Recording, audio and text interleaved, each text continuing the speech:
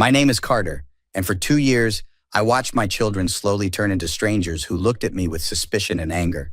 I didn't understand why until I found the screenshots. Dad, why didn't you come to my recital? My daughter Emma asked one evening, her voice cold. Emma, sweetheart, what are you talking about? You didn't have a recital yesterday, I said, confused. Yes, I did. Mom told me you knew about it but chose to go drinking with your friends instead, she snapped. That's not true. I was home all evening working. Your mom never mentioned a recital to me, I explained, feeling my chest tighten. Whatever, Dad. You always have an excuse, Emma muttered, walking away. My son Jake, who was 16, barely spoke to me anymore. When he did, it was usually hostile. Mom says you're the reason she's so stressed all the time, Jake said during dinner one night. Jake, that's not fair. Your mother and I are having problems, but I've never done anything to deliberately hurt her, I replied. That's not what she tells us, he shot back. My wife, Diana, sat at the end of the table with a concerned expression that I now realize was completely fake. Carter, maybe if you spent more time with the kids instead of always working, they wouldn't feel abandoned, she said softly. Diana, I work from home 4 days a week. I'm here more than most fathers. What are you telling them when I'm not around? I asked. I'm just being honest with them about our situation, she replied, her voice dripping with false innocence. What situation? What are you saying? I pressed. That you've checked out of this marriage and this family? That you don't care about any of us anymore, Diana said, standing up. Kids, finish your dinner. Your father and I need to talk. Once the kids left, I confronted her directly. Why are you poisoning our children against me? I demanded. I'm not poisoning anyone, Carter. I'm just telling them the truth about their absent father, she said coldly. I'm not absent. I'm here every single day, I shouted. Keep your voice down. You're proving my point. You're angry and unstable, Diana said calmly, which only made me angrier. That's when I realized this was calculated. Diana was methodically turning our kids against me, and she was doing it with surgical precision. But why? The next morning, Jake confronted me in the kitchen. Mom showed me the text you sent her last week. You called her pathetic, he accused. I never sent that text. Show me your phone, I demanded. I don't have it anymore. Mom showed it to me and then deleted it because she said it was too hurtful to keep, Jake explained. That's convenient. Jake, I promise you, I never wrote that, I insisted.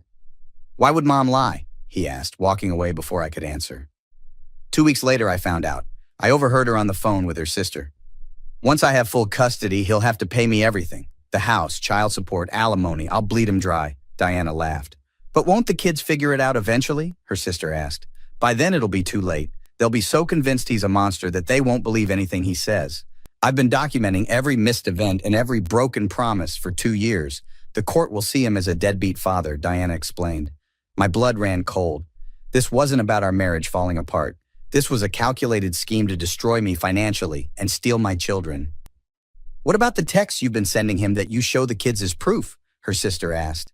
I delete them immediately after he responds. He has no idea I'm saving screenshots of altered conversations to show the kids and eventually the lawyers, Diana said proudly. I quietly recorded the entire conversation on my phone. This was war. The next morning, I called my friend Marcus, who was a family attorney. Marcus, I need your help. Diana is manipulating our kids against me, and I just found out she's planning to use it in a custody battle, I explained. Carter, that's called parental alienation. It's serious, but it's also hard to prove. What evidence do you have? Marcus asked. I recorded her admitting the whole scheme to her sister. She's been altering text conversations and showing them to the kids. She's been lying about events I supposedly missed, I said. That's good, but we need more. We need to show a pattern. Does she use any devices where she might have saved these altered screenshots? Marcus asked. She has a tablet she uses constantly. She's very protective of it, I replied. Can you access it legally? If it's a shared family device, you might be able to, Marcus suggested.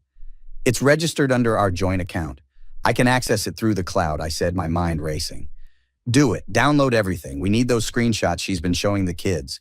Once we have solid evidence of parental alienation, we can get an emergency custody hearing, Marcus explained. What are the consequences for her if we prove this? I asked. If we can prove systematic parental alienation and fraud, she could lose custody entirely. The court takes this very seriously, Carter. She could also face criminal charges for fraud if she's submitted false evidence in any legal proceedings, Marcus said. She hasn't filed anything yet. She's still building her case, I explained. Then we need to strike first. Gather everything and I'll file for emergency custody within the week, Marcus instructed. I also called my brother David, who was a private investigator. Dave, I need you to document Diana's movements for the next few days. I need to prove I'm not the absent parent she's claiming I am, I said. What's going on, Carter? David asked. She's been lying to the kids about me for 2 years. I need evidence that she's the one who's barely around, not me, I explained. I'm on it. I'll get you everything you need, David promised. That night, while Diana was at her book club, I accessed her tablet through our shared cloud account. What I found made me physically sick. Hundreds of screenshots, text conversations where she'd edited my responses to make me look cruel and neglectful. Photos of events she claimed I missed, with timestamps altered.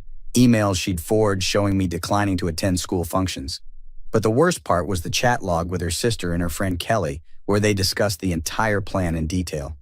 Once Carter is out of the picture completely, I can finally sell this house and move closer to my parents with the kids, Diana had written. Are you sure the kids won't figure it out? Kelly had asked. They already hate him. By the time they're old enough to question it, they'll have spent years believing I'm the victim and he's the villain. Kids believe the parent they spend the most time with, Diana had responded. I downloaded everything onto 3 separate drives and immediately sent copies to Marcus. This is even better than I thought, Marcus said when he called me back. She's documented her own fraud. This is a prosecutor's dream. What's our next move? I asked. We file emergency custody tomorrow. We'll request a guardian ad litem to interview the children. Once they're in a neutral environment away from Diana's influence, we can show them the truth, Marcus explained. How do I tell my kids their mother has been lying to them for 2 years? I asked, my voice breaking. You don't have to yet. Let the evidence speak for itself. The truth always comes out, Carter. Always, Marcus assured me. The next day, we filed for emergency custody, citing parental alienation with substantial evidence. The court granted a temporary hearing within 72 hours. The day of the hearing, Diana was confident. She had no idea what was coming. Your Honor, my client has documented evidence of systematic parental alienation, Marcus began, handing the judge a tablet loaded with Diana's screenshots and chat logs. Diana's face went pale. What is this? Where did you get those? She demanded. From your tablet, which is registered under a shared family account. Everything was obtained legally, Marcus stated calmly. The judge spent 20 minutes reviewing the evidence in silence. Mrs. Carter, did you create falsified text conversations to show your children? The judge asked sternly. Those are taken out of context, Diana stammered.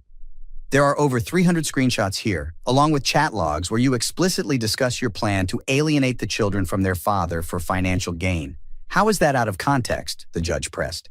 Your Honor, I can explain, Diana started. I'm ordering an immediate guardian ad litem evaluation. The children will be interviewed separately, and they will be shown this evidence. This hearing is adjourned until we have their statements, the judge declared. Diana's attorney, a woman named Patricia, tried to intervene. Your Honor, my client was under emotional distress during her marriage. These messages don't reflect her true intentions, Patricia argued. Counselor, your client spent 2 years systematically manipulating her children with fabricated evidence. That shows clear intention and planning. Motion denied, the judge responded firmly. 2 days later, the guardian ad litem met with Emma and Jake at her office. I wasn't there, but Marcus told me what happened. Kids, I need to show you something, the guardian, Dr. Sarah Mitchell, had said gently. These are screenshots from your mother's tablet. I want you to look at them carefully. She showed them the original text conversations between Diana and me, then the altered versions Diana had shown them. Mom said Dad called her horrible names in this text, Emma had said, pointing to one screenshot. But here's the original conversation. Your dad never said those things. Your mother edited the screenshot, Dr. Mitchell had explained. Why would she do that? Jake had asked, his voice shaking. That's what we're trying to understand. There are many more examples. Events your mother told you that your father missed, but he was never told about them. Text messages he supposedly sent that never existed. Does any of this sound familiar? Dr. Mitchell had asked. Both kids had broken down crying as they realized the extent of their mother's manipulation.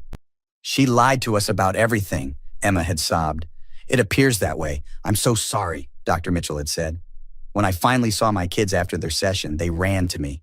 Dad, we're so sorry. We didn't know. Mom showed us all these things and we believed her, Emma cried, hugging me tightly. We've been horrible to you and you never did anything wrong, Jake said, tears streaming down his face. It's not your fault. Your mother manipulated you. I don't blame you for believing her, I said, holding them both. We want to live with you, Dad. We don't trust her anymore, Emma declared. Diana tried to call them that evening. Mom, how could you? Emma answered coldly. Sweetie, your father is lying to you. He's manipulating you now, Diana pleaded. We saw the screenshots, Mom. The real ones and the fake ones you made. We saw your text planning the whole thing. Don't call us liars, Jake said. I did it for you, to protect you from him, Diana shouted. You did it for money and control. Dr. Mitchell explained everything. We're done, Mom, Emma said, hanging up. The final custody hearing was 3 weeks later. The judge had reviewed all the evidence, the guardian ad litem's report, and the children's statements. Mrs. Carter, I find your actions to be among the most egregious cases of parental alienation I've encountered in 20 years on the bench, the judge began. You systematically destroyed your children's relationship with their father through calculated deception and fraud. Your Honor, please, Diana started. I'm not finished. You created false evidence with the intent to use it in legal proceedings. That constitutes fraud. I'm granting full physical and legal custody to Mr. Carter, effective immediately. You will have supervised visitation only 2 hours per week until you complete a court-mandated therapy program, which will take a minimum of 1 year, the judge ruled. You can't take my children from me, Diana screamed. You took yourself from your children the moment you decided to use them as weapons. Furthermore, I'm referring this case to the district attorney's office for possible criminal charges related to fraud and evidence tampering, the judge continued. Diana's attorney tried to argue, but the evidence was overwhelming. She had documented her own crimes in shocking detail. Additionally, Mr. Carter is awarded the family home, and Mrs. Carter will pay child support based on her income. She will also be responsible for the children's therapy costs resulting from her actions, the judge added. This is unfair. I'm their mother, Diana protested. And you use that position to psychologically abuse them and their father. Bailiff, escort Mrs. Carter out if she continues to disrupt these proceedings, the judge warned. Diana left the courtroom in tears, but I felt no sympathy. She had tried to steal my children and destroy my life for money. 3 months later, Emma and Jake were thriving. They were in therapy to process the manipulation, but their relationship with me grew stronger every day. Dad, thank you for not giving up on us even when we were awful to you, Emma said one evening. I could never give up on you. You're my kids. I love you no matter what, I replied. We love you too, Dad. And we're sorry it took us so long to see the truth, Jake added. What matters is that you know the truth now. We're going to be okay, I assured them. Diana eventually pled guilty to fraud charges to avoid trial. She received 2 years probation, mandatory therapy, and a permanent mark on her record. The district attorney's office also required her to pay restitution for the legal costs I'd incurred defending myself against her scheme. She never completed the therapy program required to regain unsupervised visitation. Emma and Jake stopped seeing her entirely by their own choice after 6 months of supervised visits where she continued to make excuses and blame me. She still doesn't think she did anything wrong, Emma told me after one visit. She kept saying she was protecting us. Some people can never accept responsibility for their actions, I explained.